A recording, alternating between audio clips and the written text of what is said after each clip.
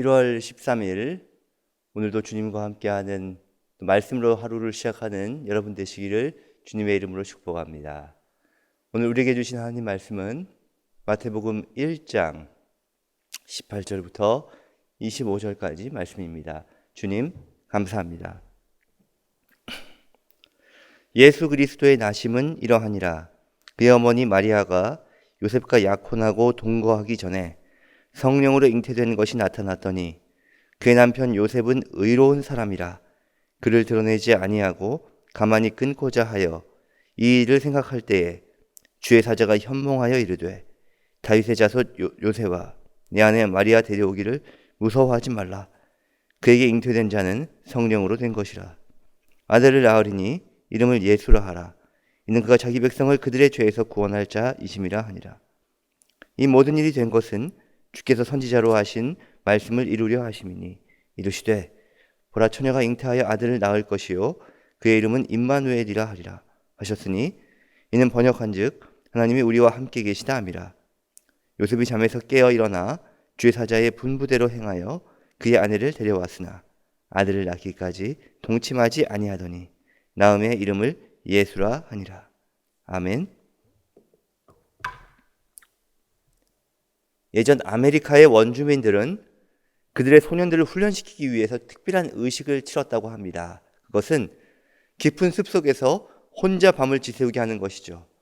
어둠이 짙어지고 짐승들의 울음소리가 사방에서 들려올 때 소년들은 두려웠을 것입니다. 하지만 아침 햇살이 숲을 비추면 소년은 놀라운 사실을 깨닫게 됩니다. 바로 나무 뒤에서 그의 아버지가 밤새도록 활을 겨누고 자신을 지키고 있었던 것입니다. 우리가 혹독한 인생의 겨울을 지날 때에도 하나님은 우리와 함께 하십니다. 본문은 우리와 함께 하시는 하나님이 구원의 이름 예수 그리스도로 오신 이 땅의 사건을 증거하고 있습니다. 마태는 예수님의 족보를 통해서 인간의 실패와 상처를 여김없이 드러냅니다.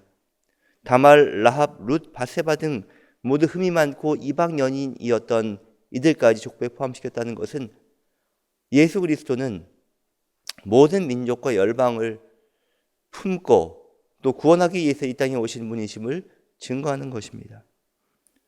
마리아가 성령으로 잉태했다는 소식을 들은 요셉의 마음은 어땠을까요? 율법대로 한다면 마리아를 고발할 수 있지만 그는 조용히 관계를 끊기로 마음 먹습니다. 마리아가 엄중한 율법의 형벌을 피하고 수치와 모면에서 벗어나도록 하기 위한 결단이었다는 것이죠. 요셉이 이 일을 고민할 때 주의 사자가 꿈에 나타나 말했습니다. 다윗의 자손 요셉아 내 아내 마리아 데려오기를 무서워하지 말라. 그에게 잉태된 자는 성령으로 된 것이다 라고 말입니다. 하나님은 창조의 질서를 넘어 인간의 능력으로 설명할 수 없는 새로운 생명의 역사를 여신다는 것입니다. 마리아가 낳을 아기의 이름을 예수라 명했습니다. 예수는 여호와는 구원이시다 라는 뜻을 가지고 있지요. 그렇습니다. 그분은 자기 백성을 그들의 죄에서 구원할 자이십니다. 예수라는 이름 속에 인간의 모든 죄와 문제에 대한 하나님의 완전한 해답이 담겨 있는 것입니다. 마태는 이 모든 일이 예언의 성취임을 강조하고 있어요. 바로 이사야 7장 14절에 있는 말씀이죠. 보라 처녀가 잉태하여 아들을 낳을 것이요 그의 이름을 임마누엘이라 하리라. 임마누엘은 하나님이 어떤 분인지 드러냅니다. 여호와는 구원이시고 그 구원이신 분이 우리와 함께 하신다는 뜻입니다. 임마누엘이신 하나님께서는 바로 마태복음의 마지막 선언 너희가 세상 끝날까지 함께 있으리라는 예수 그리스도의 지상명령에 순종을 따르는 이들에게 주시는 말씀입니다. 마태복음은 시작과 끝이 모두 하나님이 우리와 함께 하신다는 이야기예요. 그분은 하늘 보좌에만 계시지 않고 우리와 함께 하시는 하나님이십니다. 밤새도록 아들을 지키던 숲속의 아버지처럼 늘 우리와 곁에 떠나지 아니하시는 하나님이시라는 사실을 기억하시기 바랍니다. 요셉은 주의 사자가 명한 대로 마리아를 데려왔습니다. 사람들의 시선보다 하나님의 말씀을 더 두려워했고 순종한 믿음의 행동이었습니다. 요셉은 아들이 태어나자 천사의 지시대로 예수라 이름을 지었습니다. 마리아는 요셉의 배려 속에 메시아를 낳는 복을 누렸고 요셉은 순종으로 위대한 구원 사역에 동참함으로써 하나님의 구원 계획을 완성하는 통로가 되었다는 것입니다. 오 베들레헴 작은 골이라는 찬양을 작사한 필립 브룩스 목사님은 하버드 대학교를 졸업한 후에 필라델피아에서 소명을 받고 목회를 시작하셨습니다. 남북전쟁 시기에 미국 북부에서 흑인 인권을 위해 애쓰며 노예제도가 성경적으로 잘못되었다는 것을 주장하였습니다. 그러나 그 와중에 동생이 병으로 세상을 떠났고 링컨 대통령이 암살당하는 일까지 겪으며 깊은 슬픔에 빠졌습니다. 남북전쟁이 끝난 후에 지친 브룩스 목사님은 잠시 안식년을 갖기 위해 유럽과 이스라엘을 방문했고 이스라엘 베들레헴에서 이 찬송시를 쓰셨습니다. 오 베들레헴 예수님 내 마음에 오셔서 내 죄를 모두 사하고 늘 함께 하옵소서.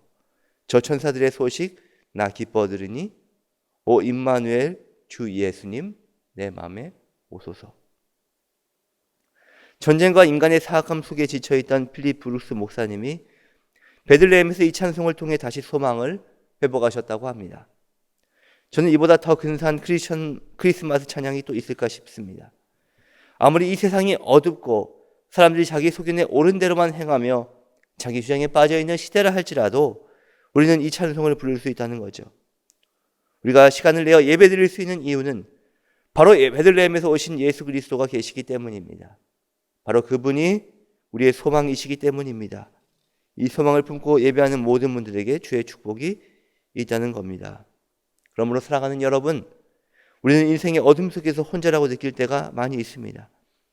하나님의 뜻을 이해하지 못할 때, 길이 막혀 있는 것처럼 절망할 때도 있습니다. 그러나 그 순간에 예수님이 말씀하십니다. 두려워하지 말라, 내가 너와 함께함이라. 놀라지 말라, 나는 내 하나님이 됨이라. 내가 너를 굳세게 하리라. 참으로 너를 도와주리라. 참으로 나의 의로운 손으로 너를 붙들리라. 그리한 날마다 임마누엘의 복을 풍성히 누리시는 저 여러분 되실 수 있기를 주님의 이름으로 축복합니다. 아멘. 아버지 하나님, 예수 그리스도의 나심과 임마누엘 되심을 찬양합니다. 그 이름을 높이 올려드립니다. 2026년 1월의 시작을 예수 그리스도의 왕을 선포하는 마태복음으로 시작했으니 왕 대신 예수 그리스도가 처음부터 끝까지 우리와 함께 하심을 믿고 나아가는 모두가 되게 하여 주옵소서. 예수님의 이름으로 기도하고 축복합니다. 이제는 우리 구주 예수 그리스도의 은혜와 하나님 아버지의 사랑과 성령의 교통하심이 이제와 영원토록 함께 하시기를 간절히 축원하옵나이다. 아멘.